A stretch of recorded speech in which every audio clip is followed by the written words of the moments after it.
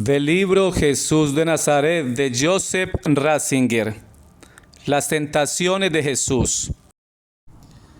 Así el interrogante sobre la estructura del curioso diálogo escriturístico entre Cristo y el tentador lleva directamente al centro de la cuestión del contenido. ¿De qué se trata? Se ha relacionado esta tentación con la máxima del pan y circo.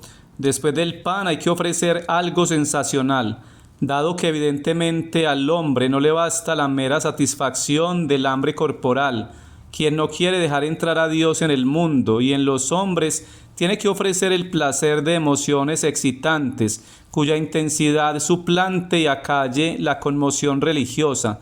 Pero no se habla de esto en este pasaje, puesto que al parecer en la tentación no se presupone la existencia de espectadores. El punto fundamental de la cuestión aparece en la respuesta de Jesús, que de nuevo está tomada del Deuteronomio 6:16. No tentaréis al Señor vuestro Dios. En el Deuteronomio esto alude a las vicisitudes de Israel, que corría peligro de morir de sed en el desierto. Se llega a la rebelión contra Moisés, que se convierte en una rebelión contra Dios. Dios tiene que demostrar que es Dios. Esta rebelión contra Dios se describe en la Biblia de la siguiente manera: tentaron al Señor diciendo, ¿está o no está el Señor en medio de nosotros? Se trata, por tanto, de lo que hemos indicado antes. Dios debe someterse a una prueba. Es probado del mismo modo que se prueba una mercancía. Debe someterse a las condiciones que nosotros consideramos necesarias para llegar a una certeza. Si no proporciona la protección prometida en el Salmo 91, entonces no es Dios. Ha desmentido su palabra, y haciendo así se ha desmentido a sí mismo. Nos encontramos de lleno ante el gran interrogante de cómo se puede conocer a Dios y cómo se puede desconocerlo, de cómo el hombre puede relacionarse con Dios y cómo puede perderlo.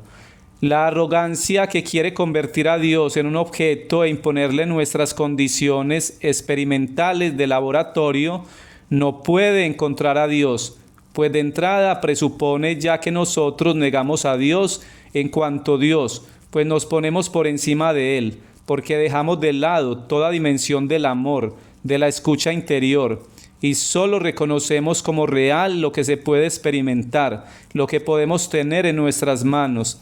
Quien piensa de este modo se convierte a sí mismo en Dios, y con ello no solo degrada a Dios, sino también al mundo y a sí mismo. Esta escena sobre el pináculo del templo hace dirigir la mirada también hacia la cruz. Cristo no se arroja desde el pináculo del templo, no salta al abismo, no tienta a Dios, pero ha descendido al abismo de la muerte, a la noche del abandono, al desamparo propio de los indefensos. Se ha atrevido a dar este salto como acto del amor de Dios por los hombres, y por eso sabía que saltando solo podía caer en las manos bondadosas del Padre. Así se revela el verdadero sentido del Salmo 91. El derecho a esa confianza última y limitada de la que allí se habla. Quien sigue la voluntad de Dios sabe que en todos los horrores que le ocurran nunca perderá una última protección. Sabe que el fundamento del mundo es el amor, y que por ello, incluso cuando ningún hombre pueda o quiera ayudarle, él puede seguir adelante, poniendo su confianza en aquel que le ama. Pero esa confianza a la que la Escritura nos autoriza y a la que nos invita el Señor, el resucitado, es algo completamente diverso del desafío aventurero de quien quiere convertir a Dios en nuestro siervo. Llegamos a la tercera y última tentación, al punto culminante de todo el relato. El diablo conduce al Señor a una visión, a un monte alto, le muestra todos los reinos de la tierra y su esplendor, y le ofrece dominar sobre el mundo. ¿No es justamente esta la misión del Mesías? ¿No debe ser él precisamente el rey del mundo, que reúne toda la tierra en un gran reino de paz y bienestar? Al igual que en la tentación del pan, hay otras dos notables escenas equivalentes en la vida de Jesús. La multiplicación de los panes y la última cena. Lo mismo ocurre también aquí. el Señor resucitado reúne a los suyos en el monte y dice: se me ha dado pleno poder en el cielo y en la tierra. Aquí hay dos aspectos nuevos y diferentes. El Señor tiene poder en el cielo y en la tierra, y solo quien tiene poder posee el auténtico poder, el poder salvador. Sin el cielo, el poder terreno queda siempre ambiguo y frágil. Solo el poder que se pone bajo el criterio y el juicio del cielo, es decir, de Dios, puede ser el poder para el bien, y solo el poder que está bajo la bendición de Dios puede ser digno de confianza. A ello añade otro aspecto: Jesús tiene este poder en cuanto resucitado, es decir, este poder presupone la cruz, presupone la muerte, presupone el otro monte, el Gólgota, donde murió clavado en la cruz, escarnecido por los hombres y abandonado por los suyos. El reino de Cristo es distinto de los reinos de la tierra y de su esplendor, que Satanás le muestra. Este esplendor, como indica la palabra griega doxa, es apariencia que se disipa. El reino de Cristo no tiene este tipo de esplendor. Crece a través de la humildad, de la predicación en aquellos que aceptan ser sus discípulos, que son bautizados en el nombre del Dios Trino y cumplen sus mandamientos. Pero volvamos a la tentación. Su auténtico contenido se hace visible cuando constatamos cómo va adoptando siempre nueva forma a lo largo de la historia. El imperio cristiano intentó muy pronto convertir la fe en un factor político de unificación imperial. El reino de Cristo debía pues tomar la forma de un reino político y de su esplendor. La debilidad de la fe, la debilidad terrena de Jesucristo, debía ser sostenida por el poder político y militar. En el curso de los siglos, bajo distintas formas, ha existido esta tentación de asegurar la fe a través del poder. Y la fe ha corrido siempre el riesgo de ser sofocada precisamente por el abrazo del poder. La lucha por la libertad de la Iglesia, la lucha para que el reino de Jesús no pueda ser identificado con ninguna estructura política, hay que librarla en todos los siglos. En efecto, la fusión entre fe y poder político siempre tiene un precio. La fe se pone al servicio del poder y debe doblegarse a sus criterios. La alternativa que aquí se plantea adquiere una forma provocadora en el relato de la pasión del Señor. En el punto culminante del proceso, Pilato plantea la elección entre Jesús y Barrabás. Uno de los dos será liberado. ¿Pero quién era Barrabás? Normalmente pensamos solo en las palabras del Evangelio de Juan. Barrabás era un bandido, pero la palabra griega que corresponde a bandido podía tener un significado específico en la situación política de entonces en Palestina. Quería decir algo así como combatiente de la resistencia. Barrabás había participado en un levantamiento y en ese contexto había sido acusado además de asesinato. Cuando Mateo dice que Barrabás era un preso famoso, demuestra que fue uno de los más destacados combatientes de la resistencia, probablemente el verdadero líder de ese levantamiento. En otras palabras, Barrabás era una figura mesiánica. La elección entre Jesús y Barrabás no es casual. Dos figuras mesiánicas, dos formas de mesianismo frente a frente. Ello resulta más evidente si consideramos que Bar-Abás significa hijo del Padre, una denominación típicamente mesiánica, el nombre religioso de un destacado líder del movimiento mesiánico. La última gran guerra mesiánica de los judíos en el año 132 fue acaudillada por Bar Coquebá, hijo de la estrella. Es la misma composición nominal, representa la misma intención. Orígenes nos presenta otro detalle interesante. En muchos manuscritos de los evangelios, hasta el siglo III, el hombre en cuestión se llamaba Jesús Barrabás, Jesús hijo del Padre. Se manifiesta como una especie de doble de Jesús, que reivindica la misma misión, pero de una manera muy diferente.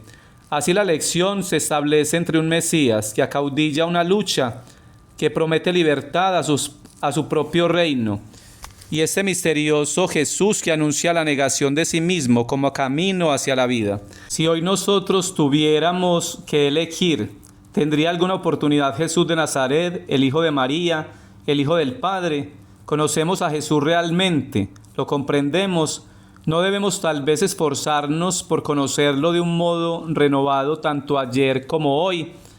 El tentador no es tan burdo como para proponernos directamente adorar al diablo.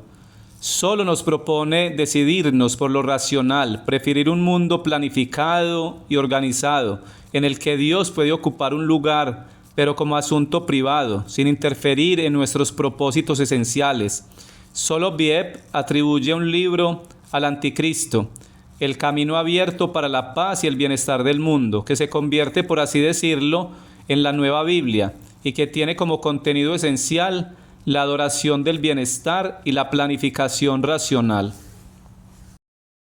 Por tanto, la tercera tentación de Jesús resulta ser la tentación fundamental. Se refiere a la pregunta sobre qué debe hacer un Salvador del mundo. Esta se plantea durante todo el transcurso de la vida de Jesús. Aparece abiertamente de nuevo en uno de los momentos decisivos de su camino. Pedro había pronunciado en nombre de los discípulos su confesión de fe en Jesús, Mesías Cristo, el Hijo del Dios vivo, y con ello formula esa fe en la que se basa la Iglesia y que crea la nueva comunidad de fe fundada en Cristo. Pero precisamente en este momento crucial en el que frente a la opinión de la gente se manifiesta el conocimiento diferenciador y decisivo de Jesús y comienza así a formarse su nueva familia, he aquí que se presenta el tentador, el peligro de ponerlo todo al revés. El Señor explica inmediatamente que el concepto de Mesías debe entenderse desde la totalidad del mensaje profético. No significa poder mundano, sino la cruz y la nueva comunidad completamente diversa que nace de la cruz. Pero Pedro no lo había entendido en estos términos. Pedro se lo llevó aparte y se puso a increparle. No lo permita Dios, Señor. Eso no puede pasarte. Solo leyendo estas palabras sobre el trasfondo, el relato de las tentaciones, como su reaparición en el momento decisivo, entenderemos la respuesta increíblemente dura de Jesús. Quítate de mi vida, Satanás, que me haces tropezar. Tú piensas como los hombres, no como Dios. Pero no decimos una y otra vez a Jesús que su mensaje lleva a contradecir las opiniones predominantes y así corre el peligro del fracaso, el sufrimiento, la persecución. El imperio cristiano o el papado mundano ya no son hoy una tentación, pero interpretar el cristianismo como una receta para el progreso y reconocer el bienestar común como la auténtica finalidad de todas las religiones, también de la cristiana, es la nueva forma de la misma tentación. Esta se encubre hoy tras la pregunta: ¿qué ha traído Jesús si no ha conseguido un mundo mejor? ¿No debe ser este acaso el contenido de la esperanza mesiánica? En el Antiguo Testamento se sobreponen aún dos líneas de esperanza: la esperanza de que llegue un mundo salvado, en el que el lobo y el cordero estén juntos, en el que los pueblos del mundo se pongan en marcha hacia el monte de Sión y para el cual valga la profecía. Forjarán de sus espadas asadones y de sus lanzas podaderas. Pero junto a esta esperanza también se encuentra la perspectiva del siervo de Dios que sufre, de un Mesías que salva mediante el desprecio y el sufrimiento. Durante todo su camino y de nuevo en sus conversaciones después de la Pascua, Jesús tuvo que mostrar a sus discípulos que Moisés y los profetas hablaban de él, el privado de poder exterior, el que sufre, el crucificado, el resucitado. Tuvo que mostrar que precisamente así se cumplían las promesas. Qué necios y torpes sois para creer lo que anunciaron los profetas.